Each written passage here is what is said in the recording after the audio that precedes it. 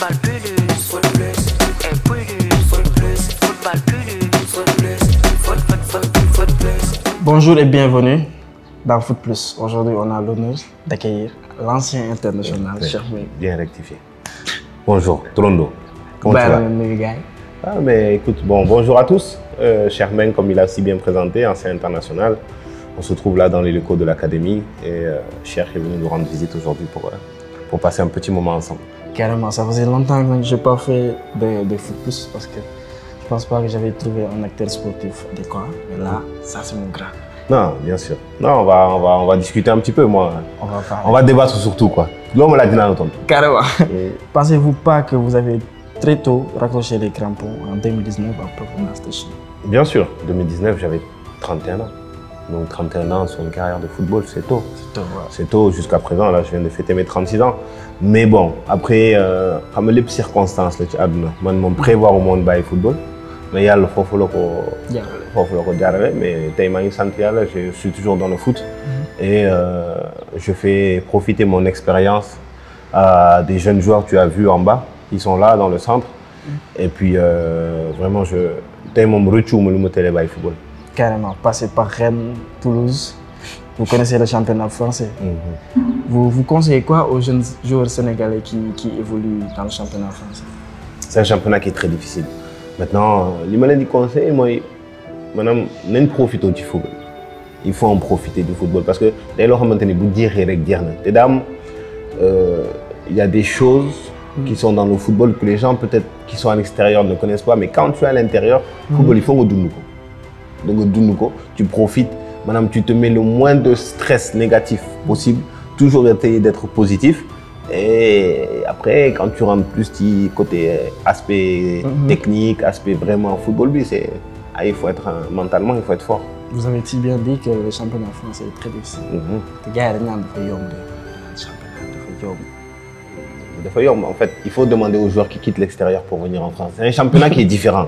C'est un championnat qui est très physique, très tactique, mais il y a un bon moment de football. Mais c'est vrai que bon, si tu compares à l'Angleterre, à l'Allemagne, peut-être c'est des championnats où il y a plus de moyens. Moyens au petit championnat. Mais la France est un championnat de très haut niveau. On le voit en ce moment dans la Ligue des Champions. Aujourd'hui, des équipes comme Lille, des équipes comme Brest qui réussissent à faire de bonnes choses. Donc ça veut dire que le championnat est de bon niveau.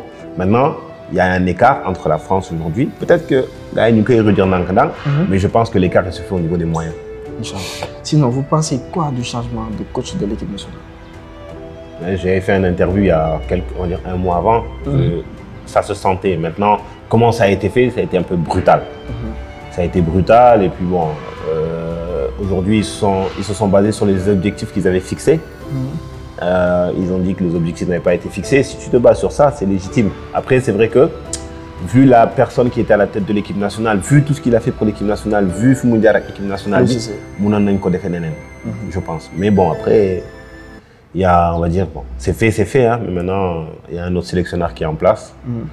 On va voir comment ça va se passer pour lui. Si c'est lui qui va, voilà, si c'est lui qui va continuer ou pas. Des fois, intérimaire, moi, il continue. Le plus souvent, comme Côte d'Ivoire, Gaï, mais on suggère Habib Beye, Omar Daf, Youssouf Dabo, etc. Si c'était toi qui devais choisir, tu allais choisir qui? D'expérience, de compétences. Ouais, après, si tu regardes aujourd'hui, peut-être on peut se dire que le coach qui est là, c'est un coach qui n'a pas d'expérience. Mais à lui aussi, quand il est venu, il n'avait pas tant d'expérience que ça. Il est passé par les sélections de jeunes, on lui a donné la sélection, il a fait ce qu'il fallait. Maintenant, quels sont les souhaits de la fédération? C'est ça aussi. Et quels moyens ont la fédération aussi? Parce que le coaching morni, c'est des coachs qui coûtent cher aussi. C'est des coachs qui ont de l'expérience, qui ont fait leurs preuves en Europe et qui aujourd'hui sont des Sénégalais, mais c'est des coachs aussi qui ils ne vont pas le faire gratuitement. Hein. Je pense que leur vœu de vouloir prendre l'équipe nationale sera un peu plus grande que ce qu'ils vont avoir en retour. Après aussi, comme le cas d'Habib Beye qu'on parle souvent, je pense que quelqu'un qui est à Canal+, etc., est-ce qu'il pourra laisser tout ça à venir ici? Ouais, après, comme tu l'as si bien dit aussi, le Sénégal aujourd'hui est une grande nation.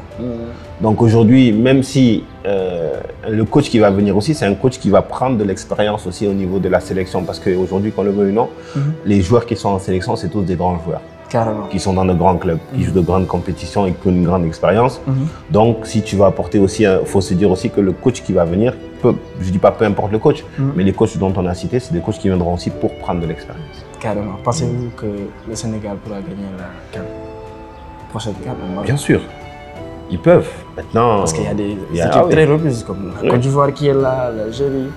Il y a le pays organisateur au Maroc Carrément. qui est là, mais le Sénégal, ça reste le Sénégal. Hein. Aujourd'hui, ok, même si aujourd'hui on va dire qu'on arrive à la fin d'une ère par rapport à certains joueurs, ce sont des joueurs qui sont encore en pleine forme dans leur club, qui jouent titulaires dans leur club, qui sont performants dans leur club. Alors après une Coupe d'Afrique, c'est toujours différent. Pour l'avoir joué, je sais que c'est une coupe qui est différente. Ouais. Mais on a nos cartes à jouer parce qu'il y a des jeunes joueurs aussi qui sont capables de faire de belles choses. Super. Votre coup de cœur de l'équipe nationale? Un joueur que tu apprécies bien? Latéral gauche qui vient d'arriver. Najmali. C'est parce qu'il... Non, c'est pas parce qu'il est latéral gauche. Hein. Bon, c'est parce que je ne le connais pas. À part sur les écrans, je ne l'ai jamais vu. Mais vous n'avez jamais parlé? Jamais, mais il m'inspire quelque chose. Najmali. Pas seulement dans le football. Je le vois aussi des fois, parce que maintenant on voit la vie des joueurs. Je le vois dans sa manière d'être, dans sa manière de s'habiller, dans sa manière... Et puis après aussi dans sa manière de jouer. Je trouve que c'est... Il y a le Bokotcha Dougou, mais c'est un... Je pense que c'est un joueur avec un fort avenir, un fort potentiel et qui a beaucoup d'avenir dans le football. Je disais, maintenant que vous êtes dans l'accompagnement des jeunes, comment ça t'est venu l'idée de créer un centre de formation avec tous les équipements qui vont en place? Alors, c'est simple. En fait, moi, j'étais ici, donc tu as vu en 2019, 2020.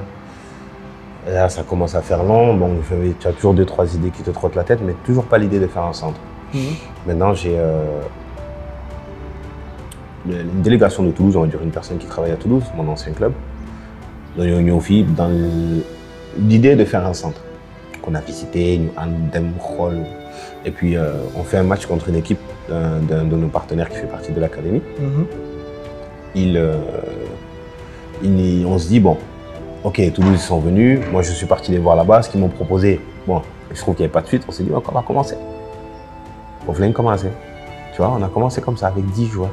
10 joueurs? 10, ouais, fille, c'est une bonne quartier fille. Depuis quand vous avez créé ça? En 2002? 2021. Octobre 2021. 3 ans? Ça, l'académie a fait que 3 ans? A fait que 3 ans, là c'est notre 4e année, on commence là. On commence notre 4e année.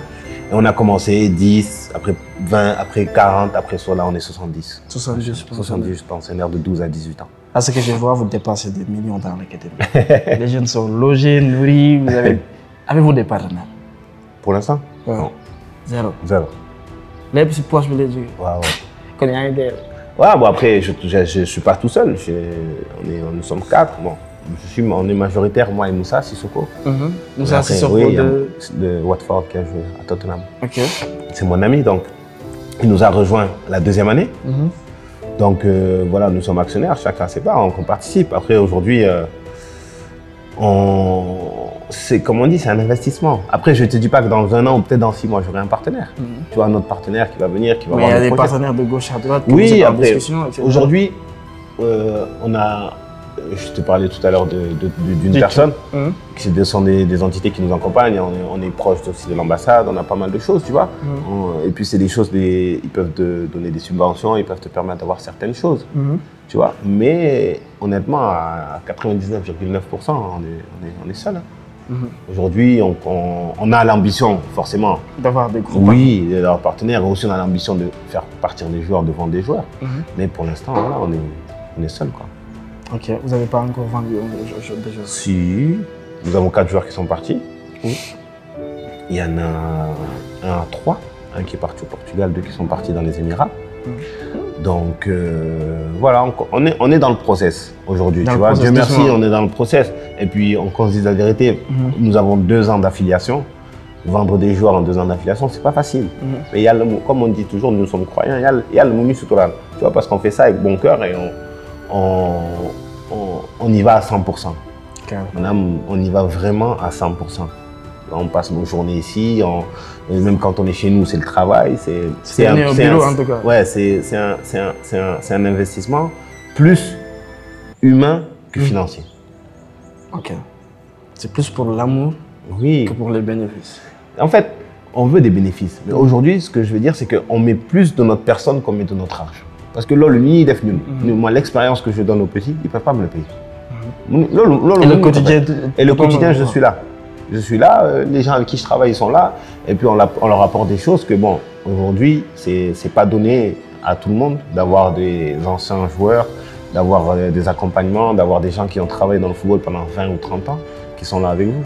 Et pour rentrer dans le centre, on paye ou pas? Non. C'est gratuit. C'est pour ça qu'on se permet d'avoir une sélection qui est assez dure.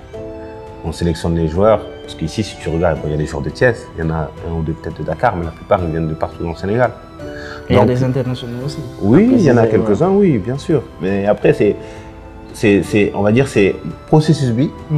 On va dire, pas dire c'est logique. Mais quand tu investis autant, il faut au moins qu'il y ait des joueurs qui soient sélectionnés, parce que sinon, après, c'est une vitrine aussi pour ton travail. Oui, je dirais que c'est peine perdue. Comment ça se passe, l'entretien et la gérance des jeunes, des fois avec les prises de tête, etc. C'est pas facile. Hein. C'est très normal, des fois 2 jours qui se cognent comme ça à l'entraînement et ça a une répercussion ici dans le centre. Bien sûr, après tu sais, Bodjolon ça, Bodjolé, dundak ni ci nek sax dafa metti. Sa xarit nga nek ak mom ci nek chaque jour. Yenn saa yi day soof. Imagine toi si on a toute l'année 70. Ku nek ak sa caractère, ku nek ak fi nga jóge. Ku nek ak ni la yaré. Et tu dois les faire en sorte qu'ils vivent ensemble dans un cadre. Donc comme je vais répéter, aujourd'hui le plus important c'est outel len cadre. C'est pas facile pour tout le monde. Les Guinées, j'avais une discussion avec un des joueurs parce que on prend les téléphones. Hein? Ah oh. Non, mais, tu sais, aujourd'hui, moi j'ai connu ça. Aujourd'hui, ce que je lui ai expliqué, c'est qu'on ne le fait pas par plaisir. Plaisir pour les privés de non, c'est parce que on veut qu'ils aient un cadre, qui comprennent qu'aujourd'hui ils sont venus ici pour travailler, pour se donner des chances de réussir. Et sur 70 joueurs, il y en aura, si on en a 10 qui réussissent, ce sera extraordinaire. Donc les 60 autres, qu'est-ce qu'ils doivent être? Si on ne leur donne pas un cadre, qu'on ne leur apprend pas certaines choses, qu'on ne leur inculque pas certaines choses, madame, après tu as une rire, tu n'as pas de responsabilité. Parce qu'en gradeur, voilà. Comment déjà vous voyez l'académie dans 5 ans? Alors, nous, notre vision, c'est de chaque année amener quelque chose de plus dans l'académie. Chaque année. Chaque année, on essaie de ramener une plus-value. Alors, c'est difficile à décrire parce que c'est forcément en fonction des besoins. Besoin, il y a un rôle, mais on essaie d'amener quelque chose. Nous, on se voit dans 5 ans avoir notre propre académie avec nos terrains à côté, notre école dans l'académie, qu'on soit autonome, que l'académie s'autofinance. C'est des choses qu'on construit. Après, il y a ce qu'on veut, mais il y a la réalité du marché. Donc, voilà nos souhaits. On espère qu'il y a d'une sutural, mais il faut vraiment du travail acharné pour y aller. Donc, sur ce, quel appel vous lancez à la fédération pour ces genres d'initiatives qui, en tout cas, ont pour but d'aider les jeunes footballeurs à réussir leur vie à travers leur passion? Alors, je vais être honnête, si tu veux. Moi, personnellement, je vais parler dans le cadre personnel, la fédération, il m'accompagne beaucoup. Alors, je ne parle pas de finances, attention. Je ne parle pas d'argent parce que la fédération, nous, on est un club comme les autres. Les subventions qu'on aura, c'est les mêmes subventions. Mais aujourd'hui, dans tout ce que nous avons eu besoin, aujourd'hui, quand on avait besoin de faire notre affiliation, ils nous ont accompagnés. Ça a été rapide, quoi. Ça a été rapide. Tout ce que l'on demande, ça. Mais on sait aussi que derrière, ils savent aussi que c'est quelque chose de solide. On n'est pas venu ici faire 1 an pour faire tac, après on part. Partir, ouais. Non, on est là pour vraiment, pour très longtemps. Je souhaite que demain, peut-être ça m'adonne mieux ou Dieu le relève, lui. C'est des choses, c'est un projet vraiment de vie. Aujourd'hui, on a envie que dans 4 ans, 5 ans, 10 ans, qu'on parle de nous comme on parle de nos grands, que ce soit Jambar, Génération Foot, les Dakar Sacré-Cœur, Oslo, toutes les grosses académies qui sont au Sénégal. On souhaite vraiment suivre ce chemin-là. Et pourquoi pas faire mieux si on en a la possibilité, même si ça ne sera pas facile. Mais tout ça, au final, c'est le Sénégal qui va en profiter. Super. Parce que ça va créer des joueurs, ça va créer peut-être des futurs coachs, ça va créer des futurs grands joueurs, grands internationaux, c'est ce qu'on souhaite. Et après, ben, forcément, tout va revenir au Sénégal. Carrément. Et après, ils vont subvenir à leurs besoins. C'est surtout ça aussi. Hein. Bon, c'est un côté dont on n'a pas parlé, mais après, on sait qu'ici, socialement, c'est difficile. On ne va pas se le cacher.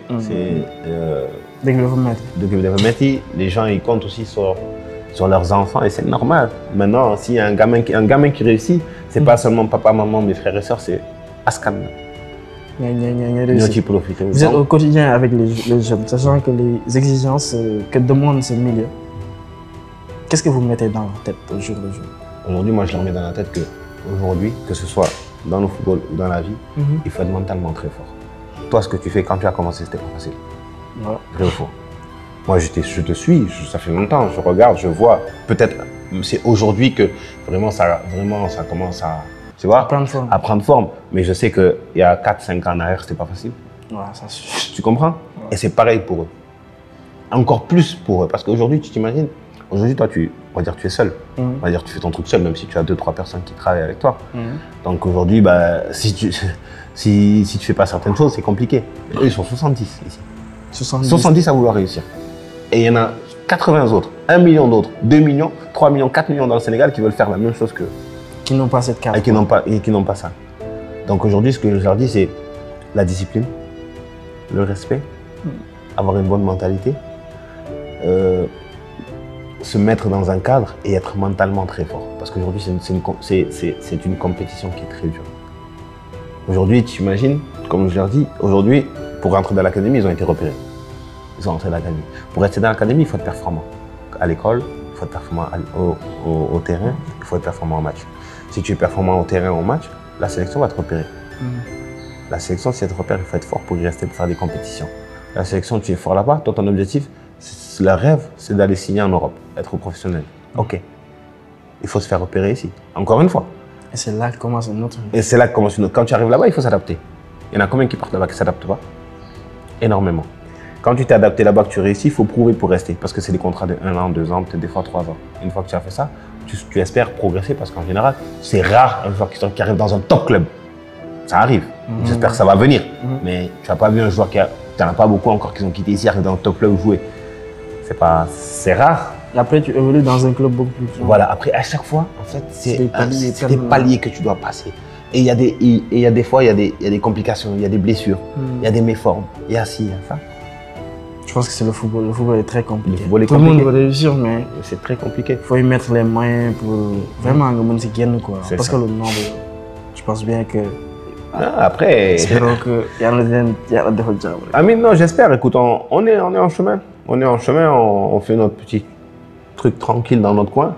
Les gens commencent à nous connaître, c'est normal parce que voilà, on commence à avoir, on va dire, de la progression. On commence à un peu se faire connaître à gauche, à droite. Mais on est vraiment loin d'avoir atteint notre objectif. Notre objectif ne sera... Moi, j'ai dit où je serai peut-être satisfait. C'est là où j'aurai un joueur qui jouera tous les ans la Ligue des Champions dans un très grand club. Et qui sera sélectionné en international, parce que ça va de soi.